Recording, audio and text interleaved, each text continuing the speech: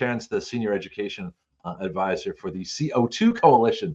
The reason I asked about the education is because what I was heading for was the channeling of you have to teach climate change, you have to teach political science, you can't just teach science.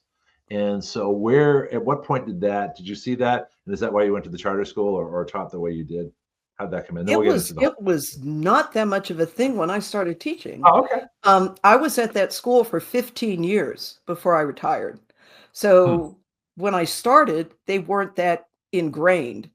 But I did already have a brother who was a skeptic who so here's the thing. I did not start off as a skeptic.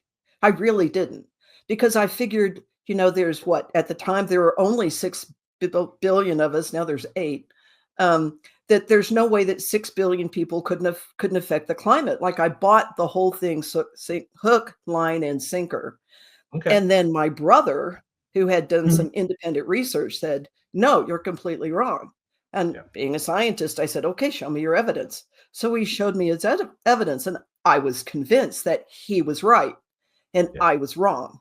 What did he show you? I'm just curious. Was it a study or something in particular, or a bunch of graphs? He gave PowerPoint. Yeah, he gave PowerPoint presentations to people in his area that were interested, talking about how this was nonsense.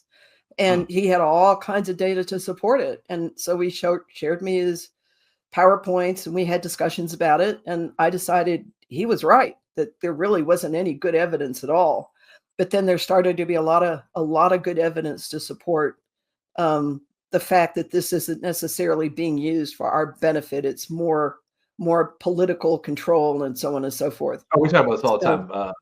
It's Marxism, basically. It's a removal of freedom. Yeah. You figure everything that emits carbon dioxide, which we call a plant nutrient, is fun. It's like cars, and freedom, and single family homes, and natural gas, and all the things that they can't stand. It's really all about freedom. So take out the carbon dioxide, you cut in the food supplies. So you got the depopulationist crowd, that thinks we'll be better off with maybe 500 million people as opposed to 6 billion. And then you've got the globalists, the megalomaniacs, the Marxists, the controlling people. And it all comes down to CO2 is like the one way that they found to scare enough people and then have them channel into this certain behavior. But you look at the science is not there. I got something I want to show you here. This is Leonard Nimoy in 1978. So you probably know what's coming here. Let me talk about, and so this is why people are confused, because in 1978 it wasn't the Earth is warming up and the polar ice caps are going to melt, we're all going to be flooded. It's just opposite. We got an ice age coming. Oh no! Have you seen this? Yeah. So let me just show this real quick for everybody here. It's only a minute long, if it starts. In 1977, the worst winter in a century struck the United States. Arctic cold gripped Midwest for weeks on end. Great blizzards paralyzed cities of the Northeast. One desperate night in Buffalo, 8 people froze to death in marooned cars. Pat Bushnell was on the road that night. Traffic just absolutely stopped. I was afraid of being stuck in the car all night long with the cold and the wind, running out of gas. And then what? I think that if we had to go through a real bad winter, just like we just went through, I think we'd have to think about moving someplace else. Move where? The brutal Buffalo winter might become common all over the United States. Climate experts believe the next ice age is on its way.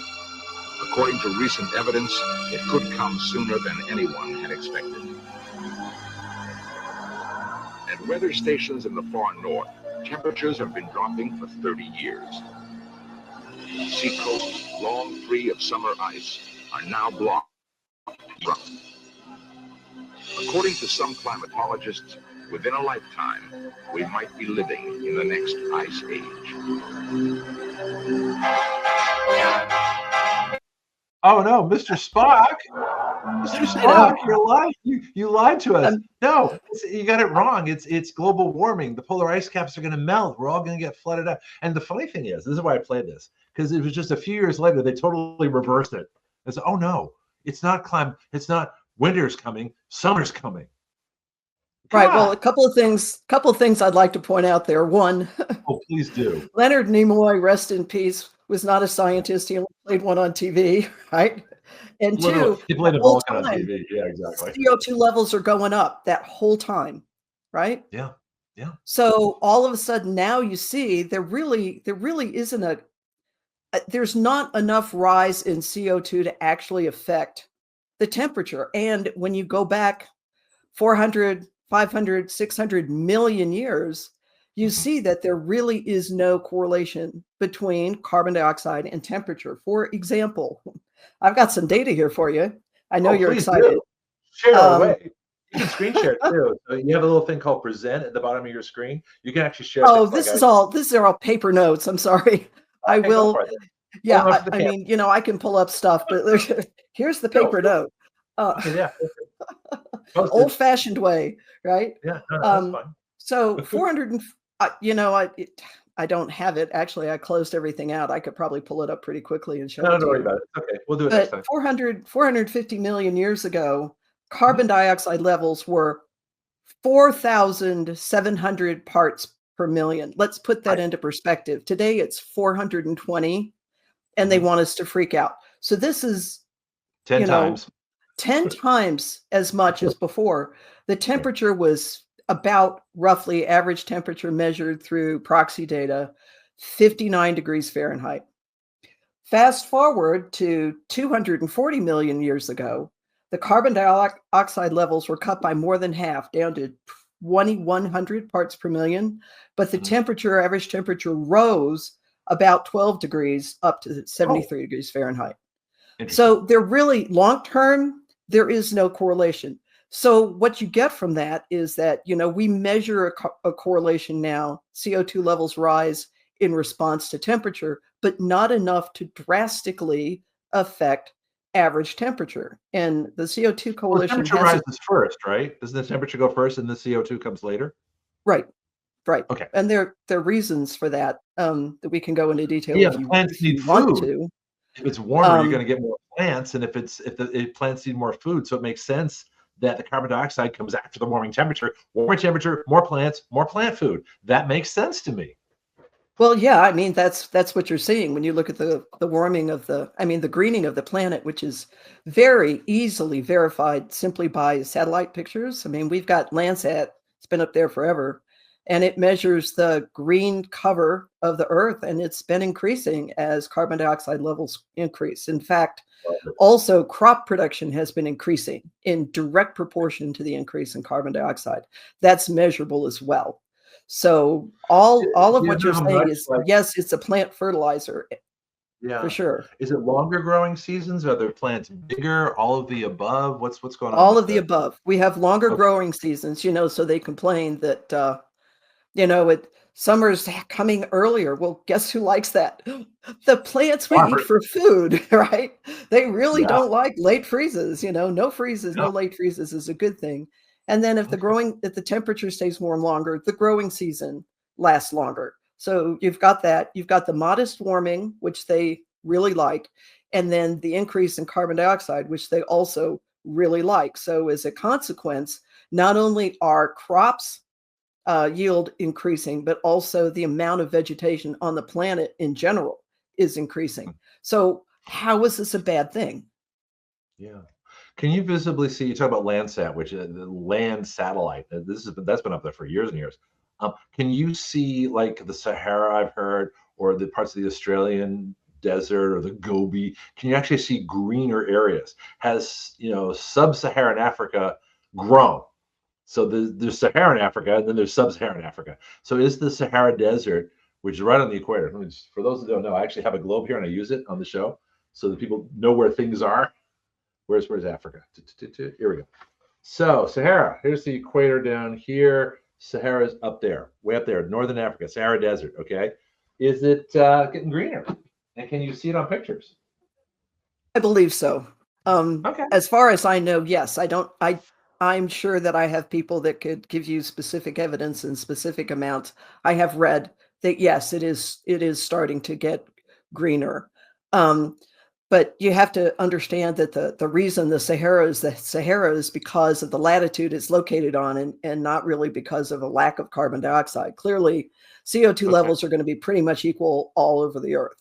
A little more in the northern hemisphere than the southern hemisphere, but it's pretty much the same all over the Earth.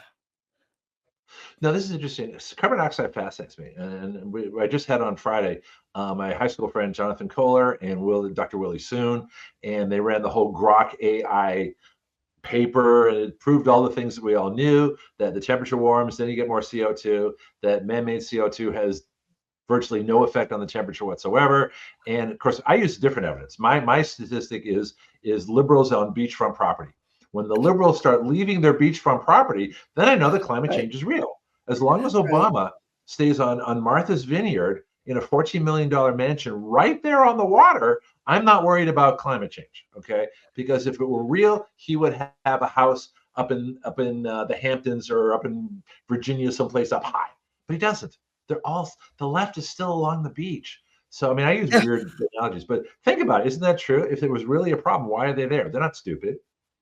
Well, yeah, exactly. You can spend a whole day talking about the hypocrisy of the people on the left. I mean, let's include the fact that they don't think it's a problem to build an 18-mile road through the middle of the rainforest in Brazil to get to their brand new climate conference. The problem, and the problem with putting roads in the middle of the rainforest is that people will build off of those roads. So you actually accelerate urban land use by putting roads where they didn't exist before. So not only have they destroyed, I don't know how many trees to build a road to get to this conference that's supposed to, have to do with climate change, they also are opening that whole area to development. So what is the purpose there? Why couldn't you use a facility that already existed, that already had roads to it? Why do you have to destroy the rainforest to get to it? They're not environmentalists. If they were environmentalists, they actually would care about the impact that they have on the environment, but they don't. So yeah, you're absolutely right. It's like, okay, when you start being afraid to have beachfront property because of rising sea levels, then I might listen to you. But clearly you don't believe it. Actions speak louder than words. All we've seen is how you want to keep us down, keep us from getting the mansions on the beachfront, because of development regulations that you can't get there, right? Well, this is when the illegal aliens were being trucked into Martha's Vineyard from Florida. And they immediately sent the police to arrest him. I started calling it Mighty Whitey Island. So Martha's Vineyard, even Obama, there's Mighty Whitey Island. Okay, so you got to be white liberal, upper crust, snooty people to live on this place. But yeah, like I said, they're not afraid. It's all political. Where do they go? Aspen, Davos. Davos, Switzerland, where the World Economic Forum they fly into. All right, so this is an hour and a half from an airport. So they got to have special trucks and buses and all this other kind of stuff to get them there. They're not taking electric vehicles. They're not flying on electric-powered airplanes. And even if they did, it's still going to be created by oil, coal, natural gas, or nuclear for the most part. But I've got a question that a couple things on carbon dioxide, but also on geology.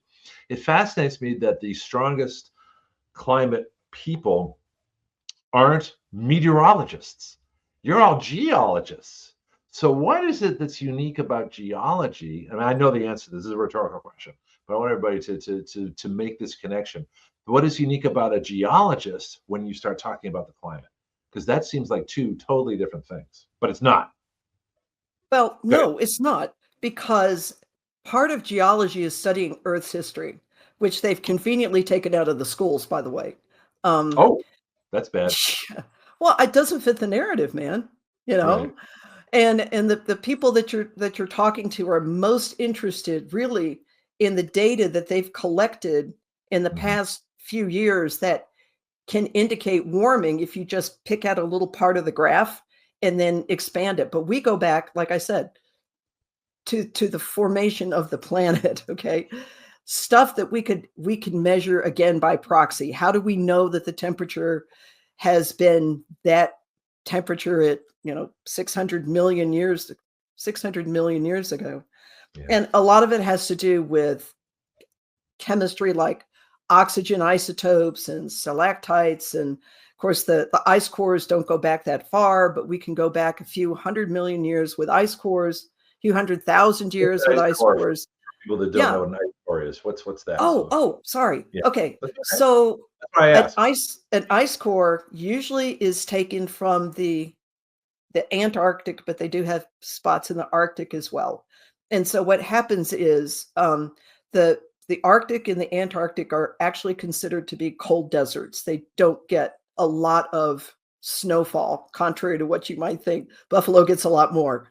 And so what happens over time is that the snow that's there compacts down to form ice, and it will go down for hundreds of thousands of years. And so what they're able to do is to take a hollow drill, like they do if they're going to take a core to see if there's a possibility of an oil well being present.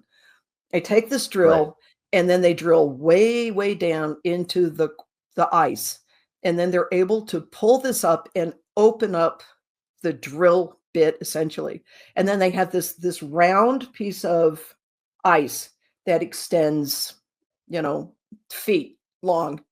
And they can cut that into segments, and they actually take it into laboratories that are below freezing, so the ice doesn't melt. You can't melt your sample. No. Yeah, right. Right. And then they're able to study the level, the different layers. They're also able to take any kind of air bubbles that might be in there, extract the air, measure oxygen, measure carbon dioxide. They have to correct for a certain amount of pressure effects, because as you squish the ice, then you squish the air bubbles, and then you have some chemical changes that occur in there.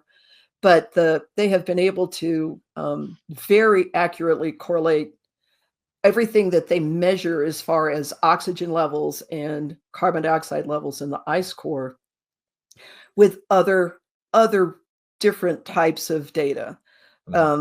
And so that's one of the things that they use. In fact, we have a person who's a member of the CO2 Coalition who spent 40 years studying ice cores in Arctic locations. Oh, really?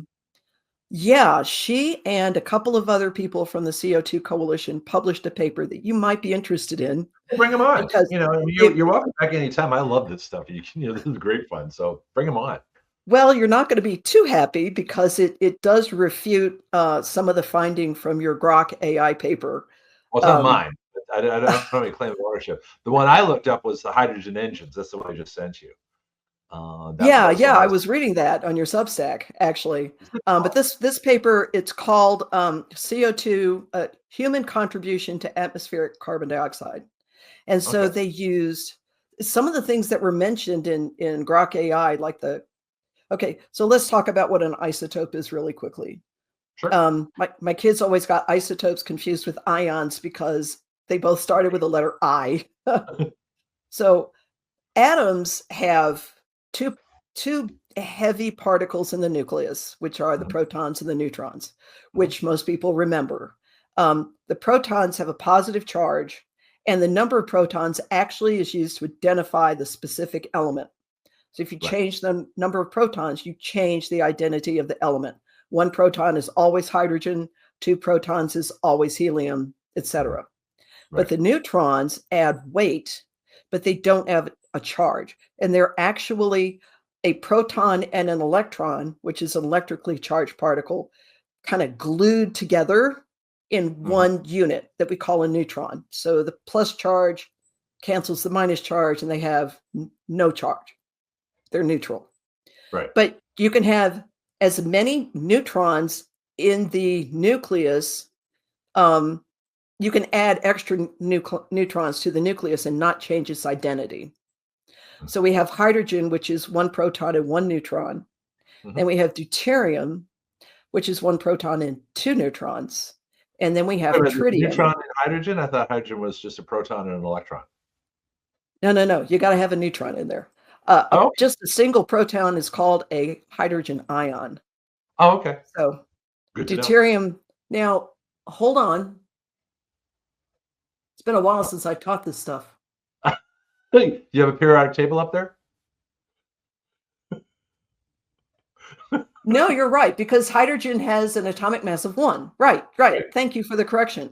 That's So okay. hydrogen has just a High proton. school chemistry or something. No, great. Yeah. Thank you for that. You kept me from looking completely and totally ignorant. I appreciate that. Somebody would have put a note in the thing. Greg, you should have said this. You know, I mean, there's always people that always. What kind of chemistry major doesn't know this? Yeah, it's called old age and poor memory. Look, those are my excuses, and I'm sticking to them. Yeah. Okay, so hydrogen has. You're right. Hydrogen has 1 proton, atomic weight of 1. Right. Deuterium has a proton and a neutron, atomic weight of 2.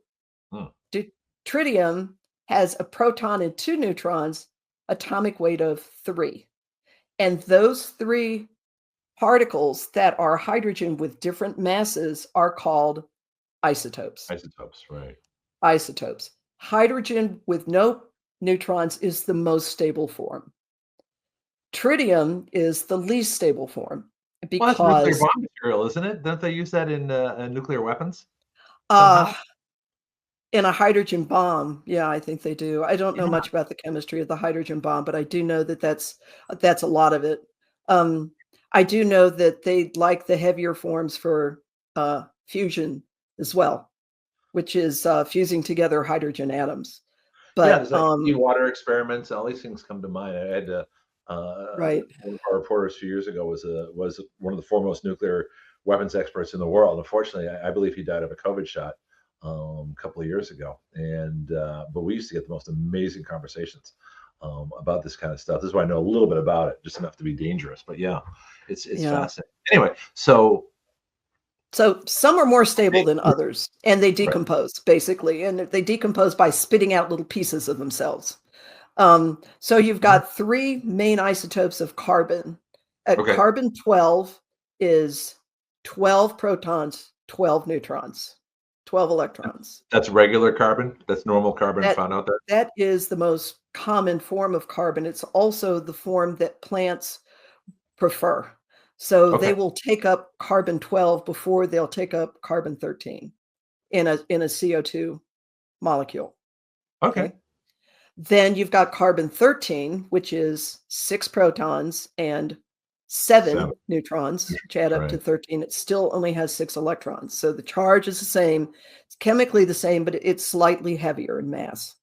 Okay. And then the third one is carbon 14, which most people have heard of carbon 14 dating, which I was just going to say, that was my next question. I said, wait a minute, carbon dating, which is a prescribed deterioration of the atom and the throwing off of these things over a certain amount of time. That's how they can measure things with carbon dating, right? Right. Okay. Because they will throw off their particles at a very constant rate, radioactive decay. And if you know what the rate of decay is, and you know how much, what the carbon 14 to carbon 12 ratio is going to be when the organism is alive, because it's still taking in carbon 14 from these carbon dioxide molecules that are composed of carbon 14 isotopes, and you know the decay rate, then you can calculate how old it is by basically calculating backwards. So you know what the beginning ratio is, you measure what the ending ratio is, and then you know how long it takes to get from point A to B. You can calculate back. So the rate of decay is a constant, and that's how you can use it. But it only goes back about 60,000 years, because at some point the carbon dioxide in your particle, in your organism, is not adequately large enough to be measurable. So they can only kind of go accurately back 60,000 years or so. For our purposes, that's fine. In fact, I think one of the biggest changes was the Industrial Revolution. The steam engine, the internal combustion engine, we started, putting carbon back in it. And Gregory talks about this when he talks about we had 180 parts per million in the mid 1800s, and we were, I think 150 is death, right? That's what the plants died. Close to it. Yeah, exactly. Yeah. So in my mind, I'm thinking, intelligent design, God puts it in somebody's head to make a steam engine, which burned wood, and then coal, and then internal combustion engine, which burned oil, actually gasoline. And these are hydrocarbons. And so I came up with this observation, you'll get a kick out of this, that if you take a hydrocarbon, in other words, gasoline, and you combine it with oxygen in an engine, you get hydrogen, carbon, and oxygen. That mixture burns. Well, that's those same elements, hydrogen, carbon, and oxygen, are the same things that make up a carbohydrate. Yes. Which makes us burn. So it's like the same atom. That's exactly right. Good analogy. Isn't that fascinating? Yeah, that's great. So really good I related to that. What makes us go makes our cars go. That's why these are natural fuels. They are produced by the earth, and this different ratios, obviously, because we don't drink gasoline. But when you think about it, it's the same basic stuff. The same three elements, roughly not quite the same ratios, but they're different. But they still break the bonds, the chemical bonds, release energy. They make cars go, and they make us go. I just find that fascinating. Yeah, no, that's a great analogy, and you're exactly right, because the ultimate source of that energy was from the sun, right? Right. That's where the energy comes from. That's what drives all of the biological cycles on the planet, with the exception of a very few. It's driven by the sun. And so the sun, the plants are able to, I say plants, but any photosynthetic organism. So we're looking at things in the ocean, phytoplankton, cyanobacteria, things that can actually photosynthesize. So there's a whole lot of those in addition to the plants. And they take that energy from the sun, and they take the carbon dioxide in the air along with water vapor in the air, and they produce sugar, a hydrocarbon, which is carbon, hydrogen, and oxygen. That's all that is.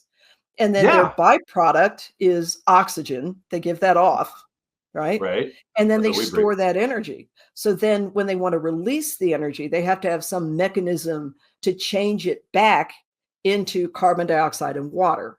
And so all of us, all living organisms, have that ability. It's called cellular respiration. And we can take the energy from the food and break it down into water and carbon dioxide.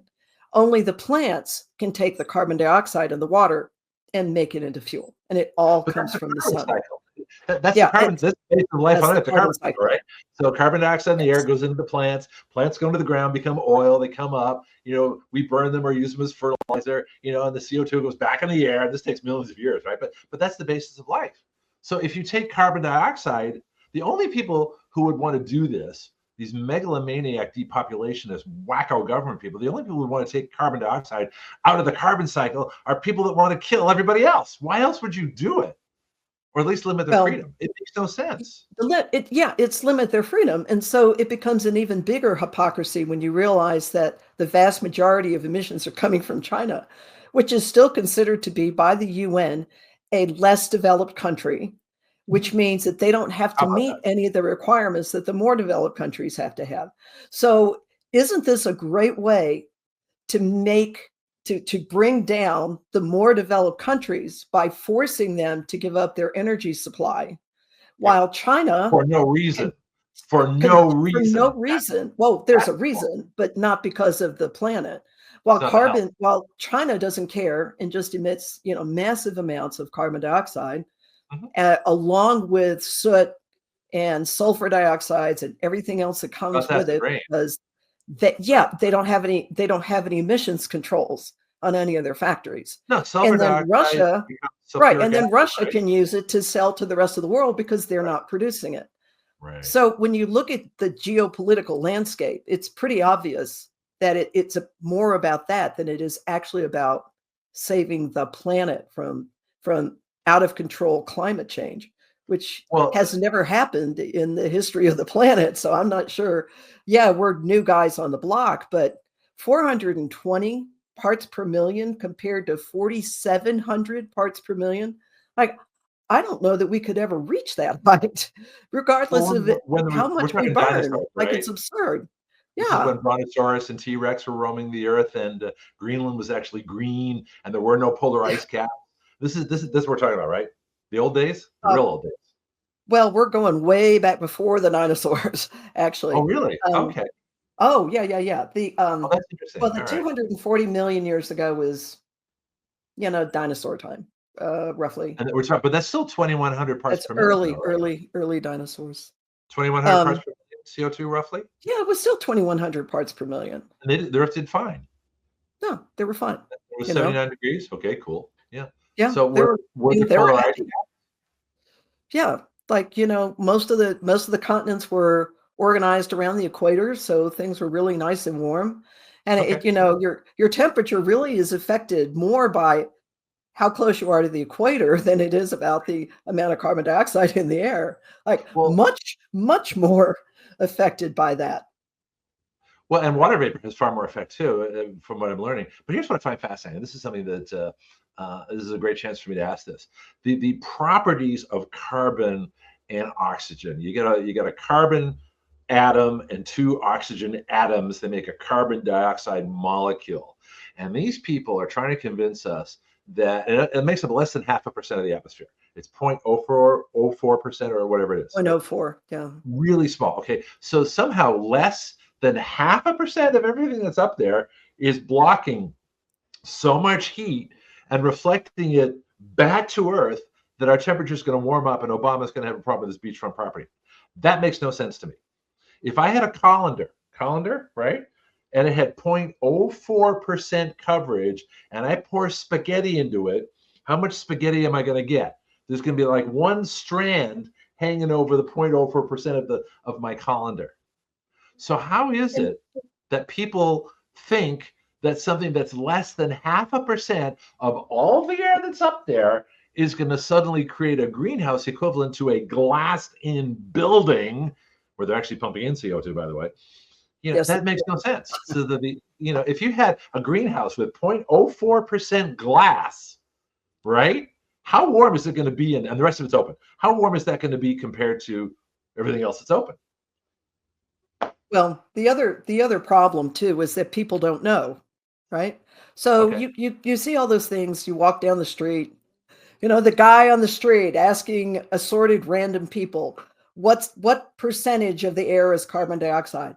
Nobody will guess that it's less than 0.1%. Mm-hmm. Nobody will.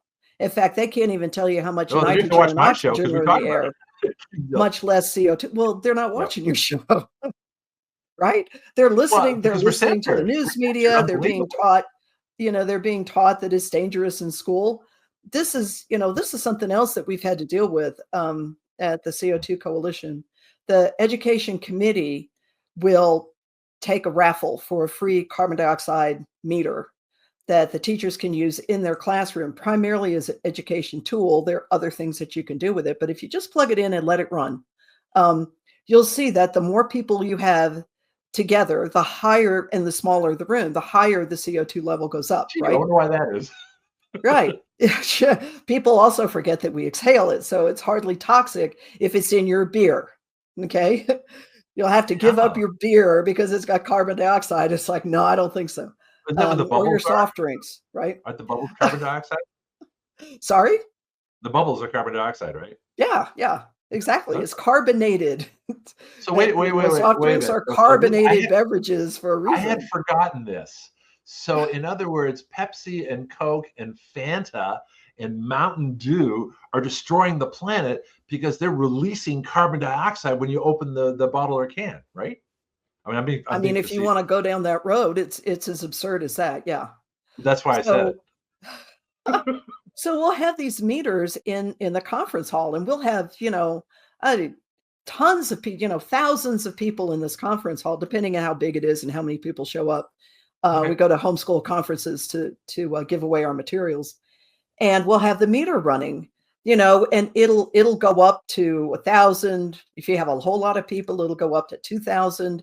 If you breathe on it, it like goes off scale, tops out at 5,000. That's as high as it's going to go. And there's still plenty of oxygen for people to breathe, even though there's 5,000 parts per million of CO2, right? Right. But we're trying to replace the ones. So the ones that we had, these little guys that just gave us the reading, we'd auction off and give away, and those are great. But they quit making that model.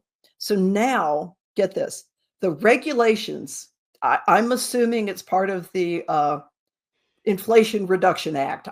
Or maybe I don't know. I don't know whose regulations they are. It's just government regulations coming from some nefarious nebulous source. Has decided that they want carbon dioxide levels labeled as green, yellow, and red, as red being dangerous. So if it gets much over 200 parts per million, it starts going into the yellow. If it goes much over, excuse me, so we're around 420. So I guess if you like double that, it goes into the yellow or the red. Like it's dangerous if it gets too high. And people will look at the meter and they'll say, oh, well, that's interesting. And so I'm not dizzy. The temperature in the room hasn't changed because of that. It's changed because of body heat, right? Oh, you go to a dance club in college, and I guarantee you the carbon dioxide is like probably 5,000 parts per million between all the exhaling, the beer, the dancing, and everything else we're doing in these small spaces. Well, not to mention the submarines, So we have on the education committee, we have somebody who used to be the captain of a nuclear sub. Really? And of course, they have to keep real close records of their carbon dioxide levels, because at too high levels, then you start to suffer from anoxia, which is a lack of oxygen. You don't have enough to breathe, right? I was a so you suffocate. This all the time. Yeah, I know about this. Yeah. Yeah, not because the carbon dioxide itself is dangerous, but because it's replacing the oxygen, and you can't breathe because there's not enough oxygen. And so they have to keep really close levels on that. If you've watched Apollo 13, the movie, they went through the same thing where the CO2 levels are getting too high, i.e. the oxygen levels are coming down. So they have to scrub that out. Yeah. But they went way over 5,000, way over 5,000 before they worried about it in the submarine. And these are people that have to be able to keep their faculties, because they got nuclear weapons on board. Yeah, they got nuclear weapons, a nuclear reactor, the whole thing. Probably not nuclear weapons, but definitely weapons, and definitely a nuclear reactor. And it had to go way above 5 before they really got worried about it. So to imply that relatively small levels of carbon dioxide that you would find in a conference hall are dangerous is absurd. But it feeds into the hysteria that carbon dioxide is bad. But this is the weird part. It's propaganda. They've created this world, net zero. They actually talk about it like a virtue, where it's terrible. To me, that's horrible. So what do you do about it? What are you guys doing at the coalition? What's going on? How do you fight it? That's how do you fight it? A lot of it has to do with the publications, but you have to look for us at co2coalition.org. We also have recently published a paper on net zero. Hold on just a second. I think I've got a copy of it right here. Oh, feel free, hold it up. It's something else. Let me see. This might be something different. Yeah. It's on all the bad things that will come about by adopting a net zero policy. So keep in mind that net zero is really applying to the handful of Western and more developed countries. But here's the other thing. It's also used to hold back underdeveloped countries. So basically, almost all, not all, but almost all the countries in the continent of Africa will be held back by these policies because they won't be allowed to develop their fossil fuel capabilities. India falls into that same category, and they consider it Western colonialism because these policies are holding them back. The only countries it's not holding back, China and Russia, right? Yeah.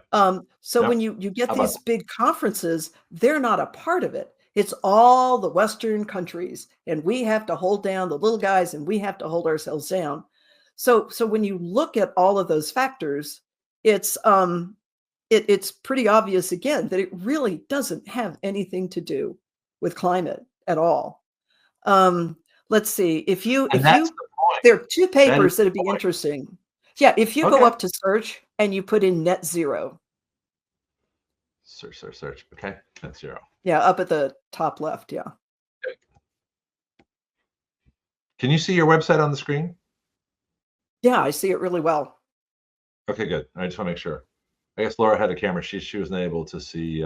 Yeah, What I could have, I was you know, sharing if about. I've been prepared, I could have put up all these graphs. I can pull up a few while you're Don't worry looking about at this. But Yeah, no problem. Next net time. Net zero. zero. Okay. Which one? Crude So reality? I mean, there's a bunch of articles on it. The Earth after net zero 50, which is 2050, which is breathing down our necks right now. It's only 25 Ugh. years away. Physics prove that it'll do very little to prevent warming, but cause great harm. In fact, one of Yeah. our papers called Net Zero Averted Temperature Increase. If we follow net zero into 2050, to use the calculations, if just the US goes into net zero, we would avert temperature increase by 0.015 degrees Fahrenheit. I dare anybody to get a thermostat in their house that can measure that to that precision. The whole world does it. You just reduce it by a little over 1/10 of a degree Fahrenheit. That's not significant. Even if you increase that by a factor of 4, you're still in the this is not significant. Yeah. So, We got a lot of good information here. This is amazing that what you guys right. do. You've got the same So, problem I've got is censorship. They you know, I mean, I used to have thousands of people watching or listening to my radio show, and then as soon as I came out against the COVID shot in 2020, you know, we got just completely trounced. So now it's so right. here's the CO2 coalition. And Jermaine, then they this come is out and admit it and they blame the government, right? Which is yeah. probably accurate, by the way. Yeah. Oh, it's definitely government censorship, but we're censored from all kinds of ways. Now that's going to change when I'm able to actually write legislation on the air with Tucker Carlson, and he has his own bill in his name. I'm going to be like a household, you know, word. Everybody's going to know, you know, the whole bit, and I need that to get our legislation out. So just for your information, I am working on a CO2 Preservation Act. So I've taken all the places where CO2 is listed badly or as a pollutant. In fact, I actually used AI to find this. It's really great. It saves me a ton of time. I'm also going to repeal the Patriot Act too, and they give me all the things that would take me hours and hours to research to find where these things are in law. I just use AI, and then I can write the bill directly from that. So anyway, so as soon as I have it written and I have my new website up, I will send you our Carbon Dioxide Preservation Act, and you can see if you guys want to share it. Yeah. Well, send it to Greg. He's the boss man. He makes those decisions. Okay. Well, he knows me. He looks like a scientist. He's got the big mustache, and he's got that kind of, you know, we should get him like in a tweed jacket with little elbow patches, and you know, get him a pipe, one of those like British meerschaum pipes, you know, the curvy ones. Well, let me consider exactly. All right. You know, I found that graph that I was telling you about that shows no correlation between temperature and CO2 concentration. If you want to, how do I share my screen here? Well, if you go down below where it says present, hopefully it's on a different window than where you're looking, or you can just put it in private and chat. PDFs. Let's try that. I have an share screen. Click on the screen. Click on the thing you're sharing. It'll pop up on my screen, and if it doesn't, you can just put the website in private chat, and I'll just put it on one of my windows and share it. We can do that too. It's better if you do it. That way you have control and you can move it around. Select window or screen. Let's select this one. Yeah, that's the one I want. That's the one I want. And then hit share. Oh, I see it. Okay.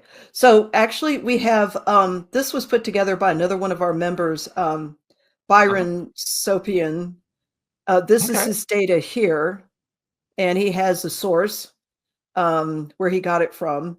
And then he also has plotted two graphs, one with degrees Celsius and then others with degrees Fahrenheit, because most of us are more familiar with Fahrenheit. But the two graphs show exactly the same thing. So, you know, these were the two areas that I pointed out where the CO2 levels were, so that we know. So red's temperature. Yeah, almost depth level here, but look at how high the temperature was, right? Yeah. And then here again, the same thing. The blue was the CO2 concentration. And notice this, in the units are in thousands, not hundreds of parts per million. These are all thousands of parts per million, right? And then your temperature over here in degrees Fahrenheit. So the red line, you use this side of the graph to read. And then the blue line, you use this side of the graph to read. So you Okay. can see, and down here are these are millions of years before present. Well, I So recognize, Jurassic and Cretaceous as the dinosaur days. exactly.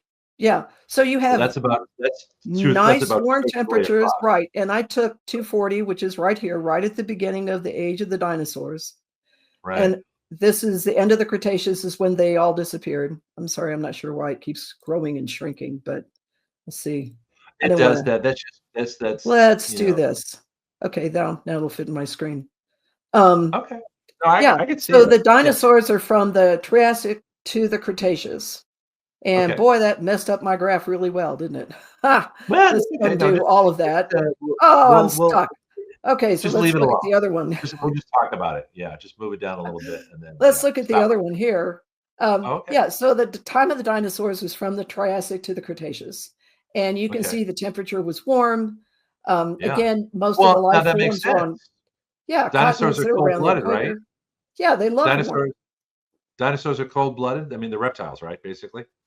There's a debate about whether they're cold-blooded or warm-blooded. Oh, But really? yeah, Oh, there's a okay. debate No. going on about that. But you can Huh. see that the levels of CO2 are way lower than they were during any of these other periods. We have Yeah, this even a huge cold dip period. here, but the temperature was low here, but the CO2 levels were much lower here than they were early on. And the reason for that is most likely that this is where plants evolved and photosynthetic organisms evolved, and they just sucked that Oh, CO2 right out of the air. This was the interesting. Mississippi and the Pennsylvania, or the Carboniferous periods, when most of the coal formed, most of the oil formed here.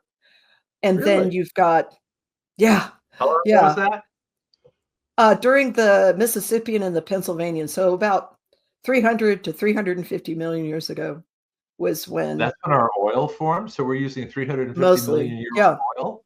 yeah, Oh, wow. yeah.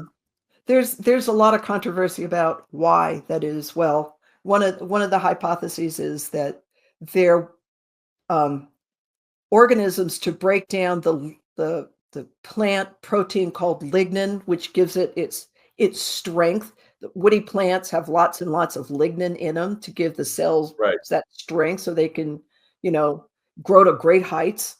Right. The leading hypothesis is that the bacteria and the organisms that break that stuff down had not evolved yet, that they started showing up, and then because of that, the amount of coal fell off dramatically, basically. And then the same thing with the oil. But the oil mostly was just buried under sediment, and the coal as well, just buried under lots and lots of dirt, rocks, sand, that later became Just waiting rocks. for us to come along and drill it and run our 747s. That's the plan. Yeah. That is the So plan. do you have any, as a geologist, I've heard, of course, the left will tell you that we're going to run out in 2 years, and conservatives will say we got 200 years. So they keep finding more, right? So any indication of how much we're using and at what rate, and how much is known to be out there? I mean, I'm just curious what you can tell me. We'll see. You've got known sources versus unknown sources. Uh-huh. And we don't know what the unknown sources are. Well, We only know what the known sources are. Yeah, I'm not asking about them, but known sources. Right? We've got a lot of coal and oil under there, don't we? And natural gas. Well, yeah, and we keep finding more is the thing. So I know that under Obama's administration, one of the arguments to say we need green energy was we're running out of oil. Here you can see the amounts are dropping and dropping. Excuse me. Part of that reason was because they had put a whole lot of regulations on exploration. So if you're not exploring for they it, you closed can't find off it. all the federal Right? land to oil exploration. So of course Exactly. Anwar and Alaska. I mean, they took out everything. And then it was Obama, shortly after that they discovered the Bakken fields, and you had the development of the Midland Oil Range and all of the oil that's been found up in North Dakota. So, okay. Oh, that's and then okay. that added a ton more. And then this whole story about, oh, we're running out, all of a And sudden fracking. became, yeah, it Yeah. became moot, you know? Okay. So how much more is out there? Well, we're not going to know until we explore. And then the other thing too is the whole development of horizontal drilling. Let's see, how do I get rid of my share screen here? Just hit. It should say cancel or something. Okay, stop screen. There Stop you showing go. that. Right? Okay. Yeah, there you go. Yeah, It's gonna be something too like that. There you go. obvious. Bring you back. Um, See, and then with easy peasy. the invention of horizontal drilling, which we also know is for fracking, where Right. before they only drilled down, but when they Right. developed the technology to drill down and then sideways, they were able to access a whole bunch more. And then when they realized that we have shale that has some oil in it, and that by taking that rock and fracturing it just enough to allow that oil to come out, that if we do horizontal drilling, inject things that force pressure into the rock that crack it, Like and then put steam. a suction on it to just suck all that oil out. Now we have a brand new source that we were never able to access before. So then, of course, they wanted to shut down fracking. Of course. So, Why? as Because we it works. develop new technology and we find new deposits, then our amount of oil will, you know, continue to grow. They're also using new technology to go back to old oil wells and figure out how to get more oil out of them. Hmm. So that's a little complicated too. People think of an oil deposit basically as just being this empty area that's filled with oil, and it's not. It's actually usually a limestone, sometimes a sandstone that has little pockets in it that are called vugs, and all of those little vugs have oil in them. So it's a rock structure. And when Interesting. you release the pressure on that, then Right. this oil, which is under pressure, squirts up like squeezing a tube of toothpaste. But at Interesting. some point, if you stop with the pressure, you just keep the same constant pressure, it eventually equalizes with the air pressure and it stops coming out. So you got to squeeze it harder.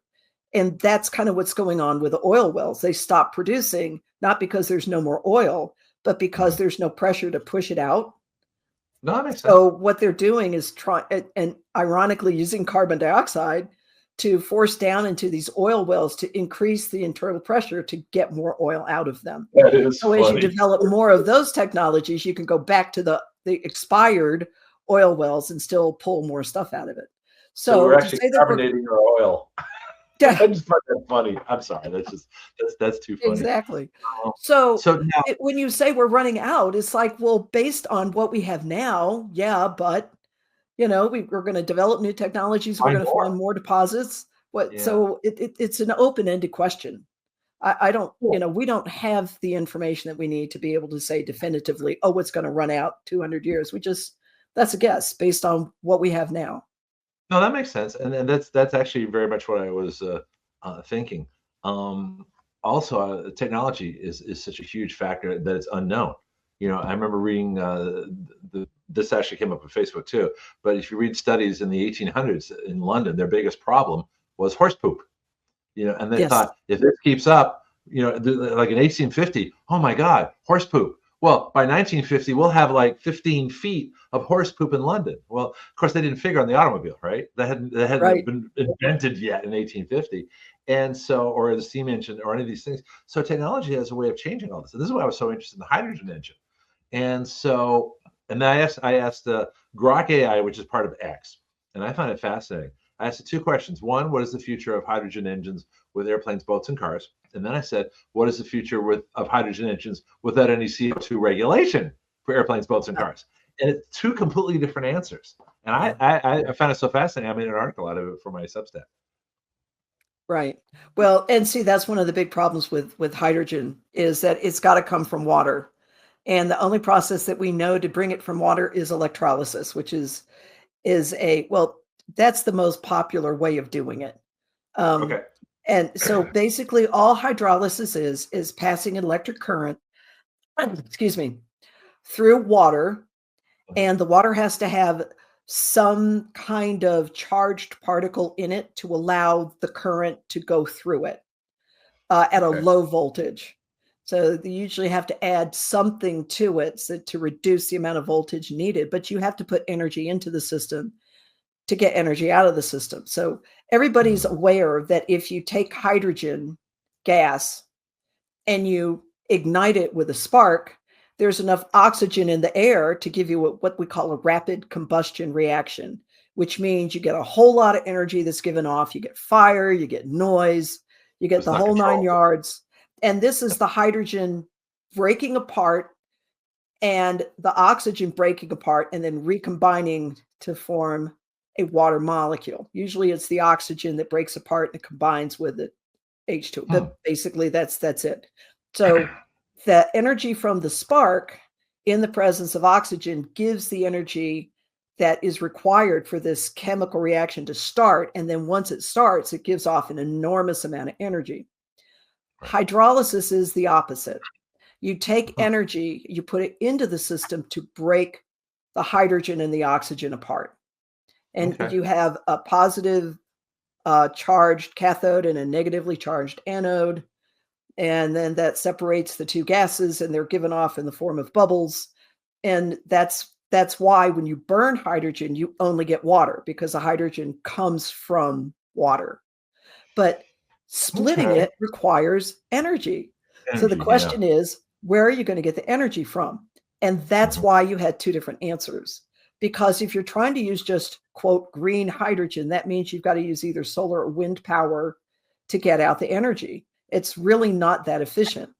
And then again, you can only produce it at certain times of day.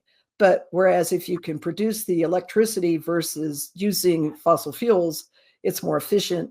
You can get higher voltages. You can process more faster, basically. So that's why you got two different answers.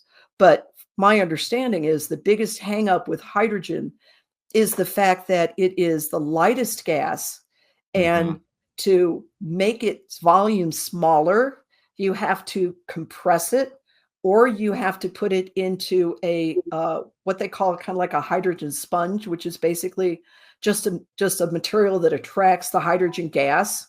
So it'll stay in that sponge as opposed to just like liquefied natural gas is pretty easy to compress, but not hydrogen. It's a much, much smaller particle.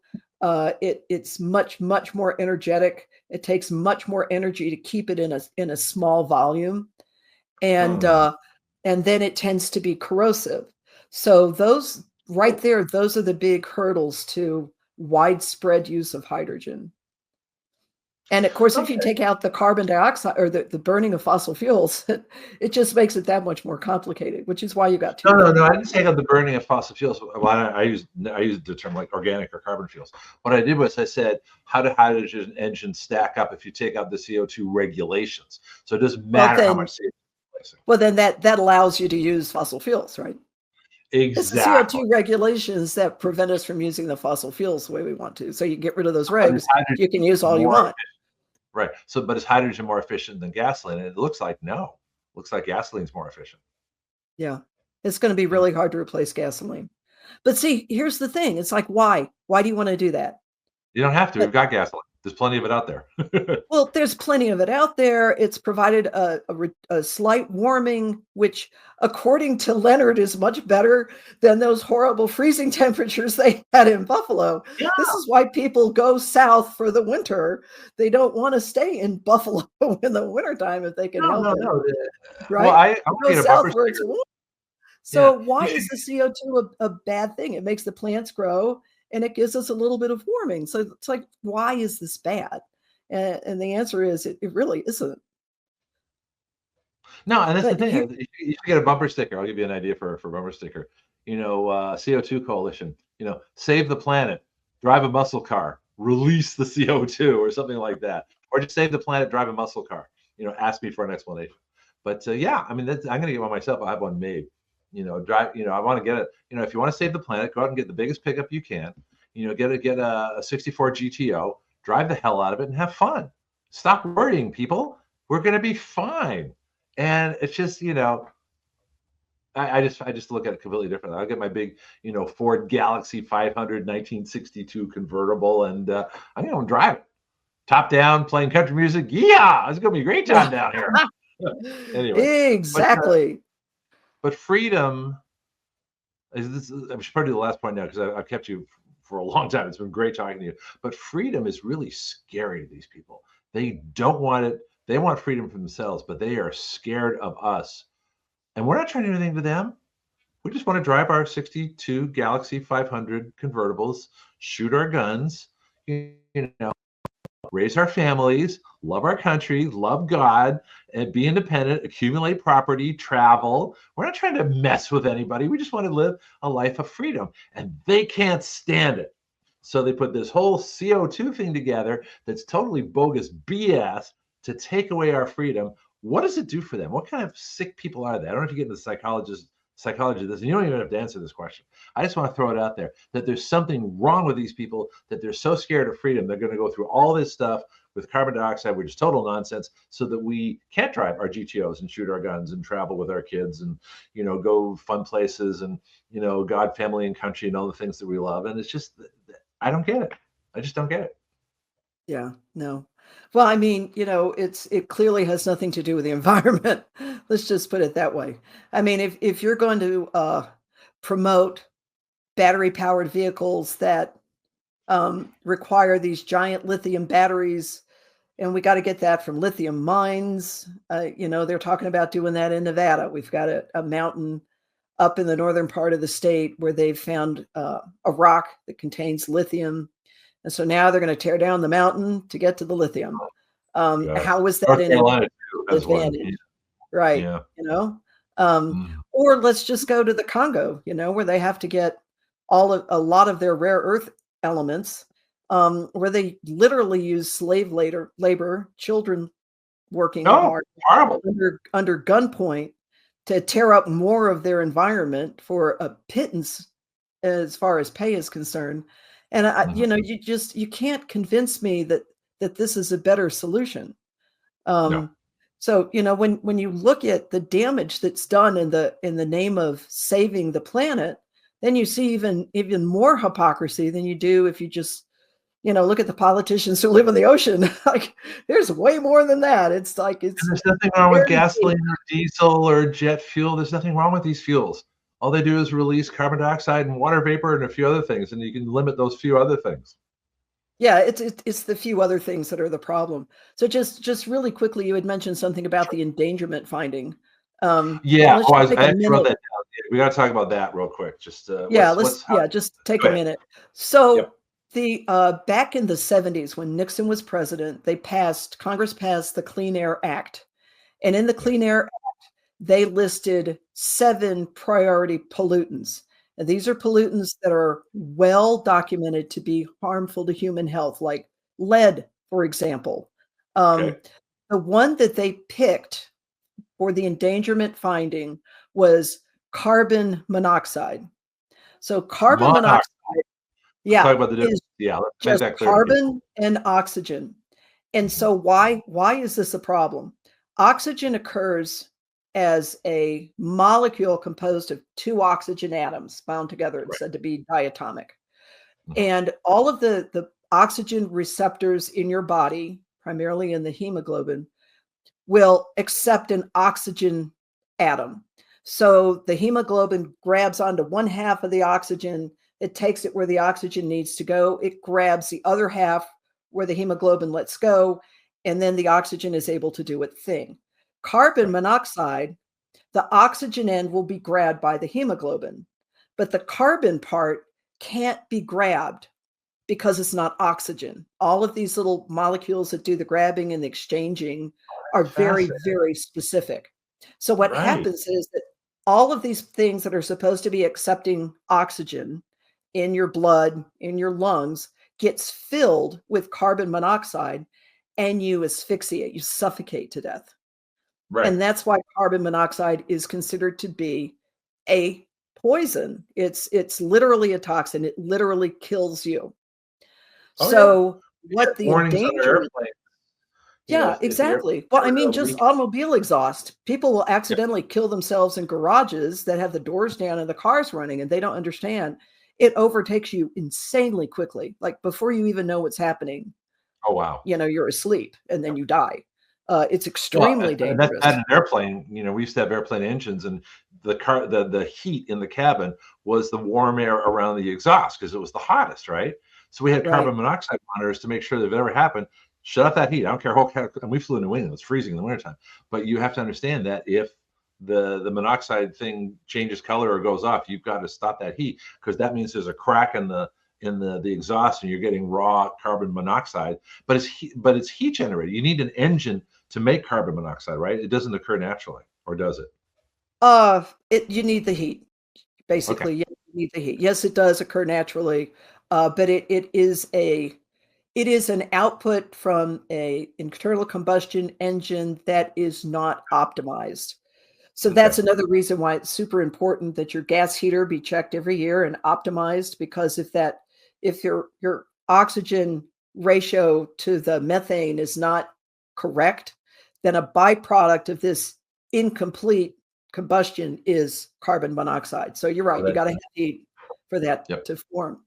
So Okay. what they did under Obama, they being the EPA and their Obama appointed EPA administrator, declared that carbon dioxide was a poisonous gas and needed to be regulated under the Clean Air Act. That finding was called the endangerment finding. Right. And Congress, or let's just say that at the time, agencies had the ability to make these decisions under the endangerment finding. And I believe that it actually went through, I don't remember if it went through Congress. I'm not sure. But the I don't think problem, so. I Not as don't far think as I it can did. see. I think No, they it's just just did it. an regulation, in Right. which case, then the EPA used that endangerment finding to regulate. They started with coal, right? Where they started shutting down the coal plants. Then after that, they started going after natural gas. So we know about, the big thing about the natural gas power plants, which actually, if you have the combined cycle, they're probably the most efficient short of Yeah. California switched hydropower. all those over to natural gas from coal. Right. And Yep. the byproducts are carbon dioxide and water, which Mhm. are not poisonous. And then they use that to control those. And so they started shutting down all of these things under this regulation that bunched carbon dioxide with carbon monoxide. Did anybody notice that Nixon and the Clean Air Act and Congress passed carbon monoxide, and Obama literally just made up, oh, it's carbon dioxide. It's the same thing. They put Knowing it in the full well same that they're totally form. different. So That's instead of saying carbon monoxide, they made it carbon compounds. okay. And So they that's knew why they they were refer lying. to everything They knew they were being lying, right? carbon. They Yeah. knew they were lying. Okay. Yes. Of course they Okay. did. Of Okay. course they did. Mhm. So yeah, they call it, and even now when you see a lot of these studies, they refer to carbon and not specifically carbon dioxide or carbon monoxide. So Hmm. that's the endangerment finding, and that's now being challenged under Lee Zeldin's EPA. And Yeah. I'm assuming it eventually will go to the Supreme Court. I'm not sure exactly what the Why would it judicial have to go to the process Supreme is. Court? If it was made by regulation, that means Trump can simply overturn it with an executive order. I don't think so. I mean, Why? well, here's the problem with that. The next person that gets in that disagrees with it overturns the EO. I mean, we No, saw Congress that should under pass a Biden, law. right? Congress should overrule that's why I wrote this. In fact, my CO2 Preservation Act basically encodes exactly what we're talking about. So that the next president can't do it because it's going to be a law. CO2 Preservation Act says you can't have an endangerment finding, that you cannot Right, list this, that it right. shall be in all places in the US code, carbon dioxide should be listed as a plant nutrient. So that's what my act does. You're gonna love it. Right. Well, You gotta go. You should go probably. You got things you've been on for a while. no. Sorry, you Oh, heard my phone. well, I don't want to keep It you too can long. So I wait. can always They'll have leave you a back. message. I'll call them back. It's no big deal. Oh, okay, good. I don't want to, keep you too long because I like having you on. I love to have you back anytime you want. Bring friends. I mean, this is fun. Well, the one thing I didn't talk about was the CO2 Learning Center. I'll go for it. Yeah, so let me talk about that. So we talked about the CO2 Coalition. It's 180 science. Sorry, I gotta turn this off. So now you're busy. Yeah. You're popular. So the CO2 Coalition we already talked about is 180 professionals, most of whom are scientists, some of them are energy experts, some of them are economists, all different backgrounds. Okay. And they've all joined the coalition with the understanding that CO2 is not a pollutant, it's not harmful, and it's not causing out of control greenhouse gas warming. No, it's actually beneficial. Basically. It's wonderful stuff. Yeah, it is wonderful stuff. And so some of these scientists back in 2019, I believe, before COVID, decided that they were extremely unhappy with the way that this education, CO2 education, was being handled in the schools, i.e. CO2 is bad, and so on and so forth. So they wanted to come up with a bunch of education materials for teachers to use in school that teach the true science behind carbon dioxide, which essentially is the gas of life, which you've already mentioned. So we have 5 books that are written like graphic novels, illustrated by a professional Brazilian artist who does a fabulous job. Oh, wow. And it talks about the science in easy to understand terms. The target audience is K through 8 for those. And in addition to these free books, we also have lesson plans that I wrote, being in education, way too long. That's right. That's where we started our conversation. Bingo. That's where we started. So I know how to write a lesson plan that's going to be accepted by any kind of school administration, essentially. So whether or not people need all of the details of the lesson plan, I put it all in there so they can take and pick what they want and leave out the rest. But it includes learning objectives, background science information for non-science people, suggested activities that go anywhere from the K through the 8, trying to encourage the use of the scientific method, use of critical thinking, and then formative and summative questions, which is teaching jargon for how much do the kids know before you start the lesson. Those are the formative questions. It helps you to identify which areas you need to focus on, which areas you don't need to focus on as much because the kids already get it. And then you ask the same questions afterward to see if the kids actually learned what you wanted them to learn. And so they should improve their score. Right, exactly. So I've included that along with any kind of science education standards that they may need if they have to submit that. And these are all free. We also have a new series that we're promoting that we're really super excited about. The whole idea is Sleep Well. It's a Sleep Well series, and the books start with a child, not a human child, usually some kind of an animal child. Like the first one is Chloe the clownfish sleeps well. The second one is Foxy the fruit bat sleeps well. And they target specific areas where kids have been told that they need to worry about. The first one targets the coral reefs. If you go up to the upper right, it says CO2 Learning Center. You've got all of those tabs. Yep. Click on that. Excuse me. Isn't this fun? Look at all this stuff. I love that. I used to do radio. We couldn't do any of this stuff on radio. I know. Now I can do it. No, I didn't have to put on makeup from radio either. Yeah, neither did I, but anyway, no, I'm just kidding. So what do we got here? It's not clicking. Oh, it's not doing it? All right, I'll tell you what. Let me make it. Did it come on? Is it on now? No, but I can pull it up really quickly if you want. That's okay. No, I just have to change the window that I'm on because it actually went to a new window. So I have to stop this screen. It's okay. Hit present. Move it to that screen. That's the wrong one. CO2 Learning Center. That's the one I want. Yeah, because this is kind of a cool graphic. CO2 Learning Center. And let's see if this looks better. Oh, how inclusive of you all. There it is. Yeah. So you see very, at the bottom. Yeah, we were told we needed to do that. So I was wondering. It just whenever I see this, it's like you don't have the interracial marriage, but we'll work on that. We'll work on that, exactly. Have you seen all the commercials? All the commercials now, they're all interracial marriages. Have you seen that? Yeah, I noticed. I understand there's a big demand for interracial kids to be in all those ads.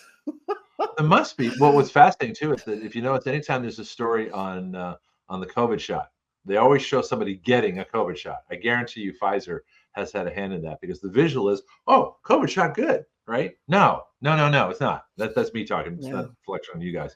But anyway, so if click on your books. And activities. Yeah, no. Which one? Let's click on books. Okay. Yeah, explore our books. So all of them are available online as PDFs, but you can get them for free from the CO2 Coalition. You just have to submit a request.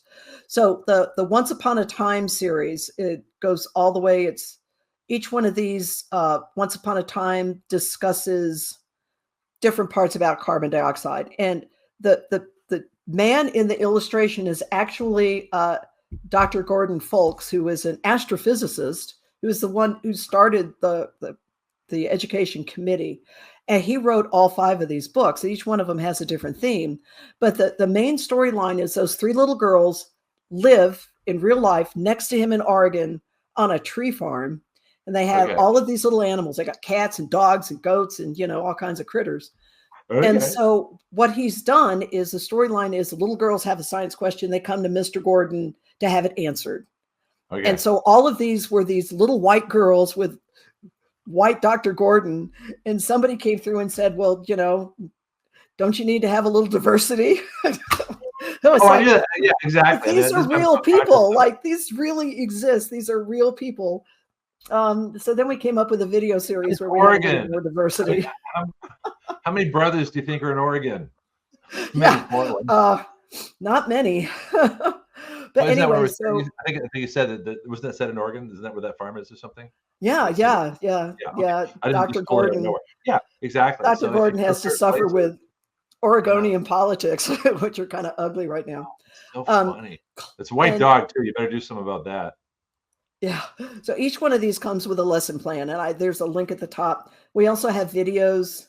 The videos, again, are free. They're slightly different topics. They're for a little more advanced kids, but the little kids like them because they're illustrated. And then there's Chloe the Clownfish, which is our Sleep Well series. And that's really more of a picture book for little kids. I did write a lesson plan that has some pretty complex activities in it, but the kindergartners would be able to handle it. Each one of these comes with a lesson plan, and there's your lesson plan library. So and if you scroll down, there you go. So you got the book, you click on one of those, it pulls up the lesson plan, and all of those are free to download as a PDF, and we will send you the books. Chloe is beautifully illustrated. Chloe lives on the Great Barrier Reef in Australia. We coordinated with Dr. Peter Ridd, who is a scientist who spends his whole life studying the Great Barrier Reef, which is not a reef, but it's a bunch of little reefs. And he has all of this data online. It's a great barrier. It's a great barrier, but it's reefs, plural. Anyway, so he has all this data online, and all of this data shows that they're recovering, like they're actually growing in size. They like warmth as well, contrary to popular belief. And so Chloe finds out that her home isn't going to be destroyed, and the barrier reef is fine. And then the follow-up has the data that the kids can go and look at. So the lesson plan really is appropriate for older kids, not so much the little ones. And then the next one, which is Foxy the fruit bat, sleeps well. Foxy lives in the Maldives. And so if you know anything about the Maldives, they were supposed to be sinking for the last 20 years. Yeah, exactly. Yeah. But actually they're the top of the islands are a living coral atoll built on top of an extinct volcano. And so as the water levels rise, the corals grow accordingly, right? And so the Maldives are not underwater, won't be underwater, like as long as they're Maldives. As long as and so this is another narrative that we're blowing out of the water. Literally. Literally. with actual science. So that's the whole point. It's like, yeah, they say this, but the science really doesn't support that, and this is why. So every single one of these books, it takes that approach. Yes, this is what they say, but it's not true. This is what is actually going on. Yeah. Are there any hearings in Washington on this, the EPA and Congress? Are they going to be taking your commentary on, or testimony on the endangerment finding or anything like that? Or are they just kind of doing it in turn? I have no idea. Okay. Greg says there's something going on, but he's been hush-hush about it. So we don't know anything. He's so busy now. I mean, 5 years ago, I could get him on the show anytime I wanted. It was great. You know, now it's like once or twice a year, maybe, because he's so I know busy. he farms it out to the people like me. What can I say? No, I don't mind. Actually, it's easier because he's more restricted because of all the stuff I'll tell you about off the air. But his time is limited, and it's just that you can come on anytime. You know, so I mean, that is terrific, because I love seeing him so busy, because that means our message is getting out. It's being accepted. It's gaining ground. We are winning. And so I'm really, really, truly excited about that. Well, there's so many people that I could connect you guys with too. In fact, I just had Maureen Steele, who's American-made. It's a new foundation, you know, very pro-America, conservative. You know, CO2 is great. We need to get this more into the politics, because I think people, because they don't understand the simple science, they're not, the conservatives are, and the Trump folks, the MAGA folks, aren't embracing this as much as they should. That's why I say, save the planet, drive a GTO. You know, that'd be a great message. You guys just make a bumper sticker, you know, and have all that, and just have CO2 coming idea. And go, we do have this. Hold on. Let me show you. Let me show you my button real quick. Okay. So much fun. This is why I don't have time limits on my show. We just keep going and having fun. It's probably going to show up in reverse, but it says, "I love CO2."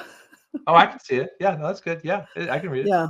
So we do have some things like that. I don't know that we have bumper stickers. We are planning to do a national advertising campaign. That's in the works. Okay. So that part will get out. But we're trying.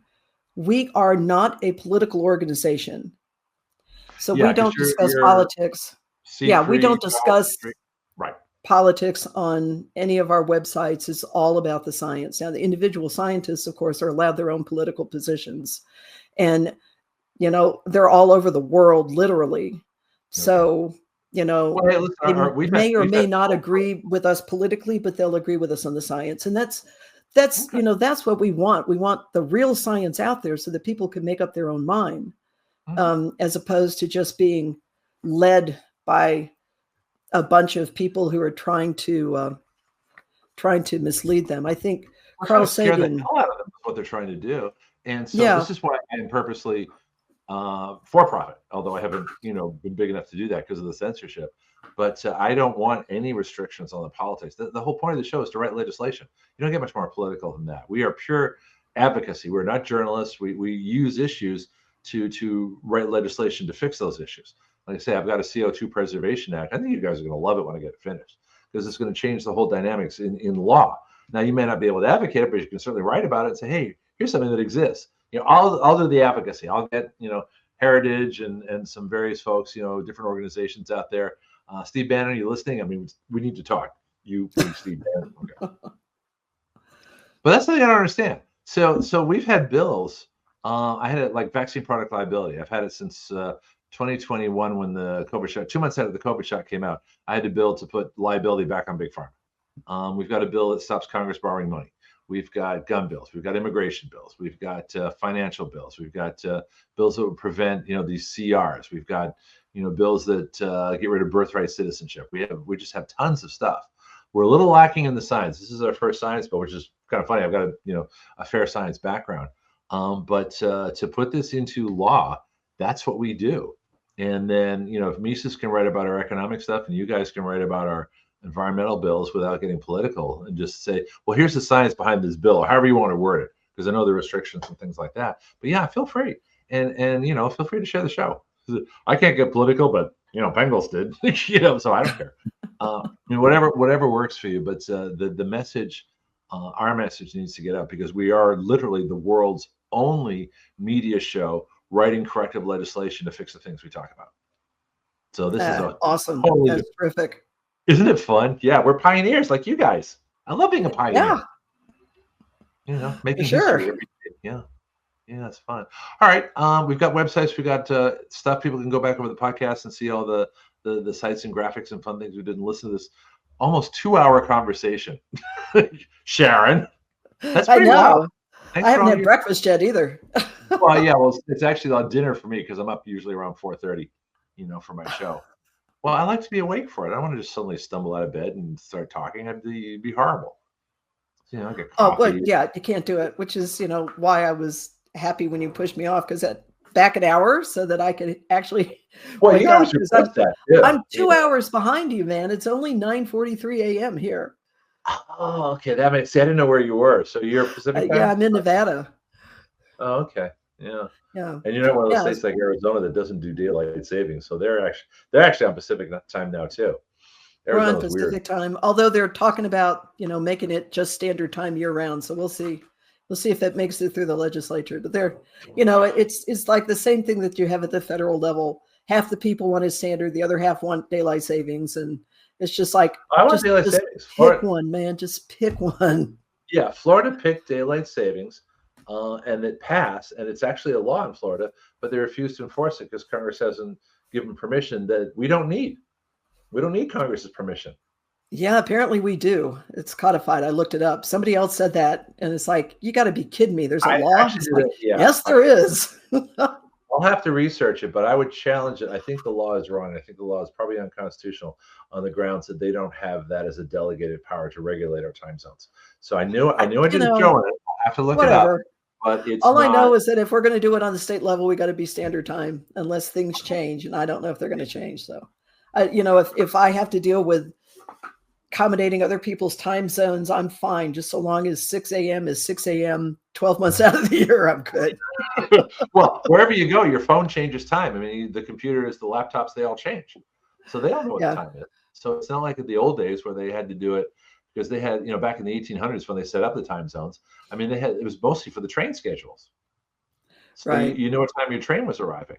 But there's a big difference between Pacific time at the eastern end and Pacific time at the western end. The sun's in a very different. Yes. Right. Exactly. Yeah. Because, the earth turns. It's a problem. Yeah. But they couldn't have too many time zones because they didn't have computers. They would get confused when they printed up the train schedules every month or whatever. Anyway, and Sharon, then you've got states that have 2 time zones in the same state. That would make we do. I'm Florida. I'm Central Time. There's 10 counties in Florida that are in Central Time. Yes. The Panhandle, right? Yeah, that's right. Yeah. Right next to Pensacola. So yeah. Yeah. It makes you crazy. Well, that's what happened yesterday. Somebody was like, "Wait a minute, aren't you Eastern Time?" No, that's why we say 10 Central. So yeah, you got to be specific, right? Well, apparently. Listen, I'm hungry too, so I got to get out of here. But this has been fun, and bring friends next time. Come on anytime you want.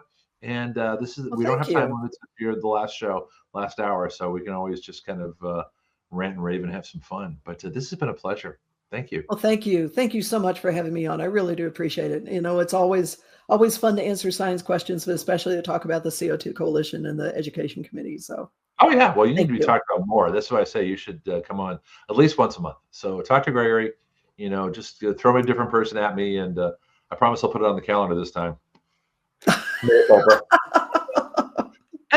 once or twice a year, I just totally have a brain disconnect, and that was just Well, no, listen, I'm the one that gets the day wrong.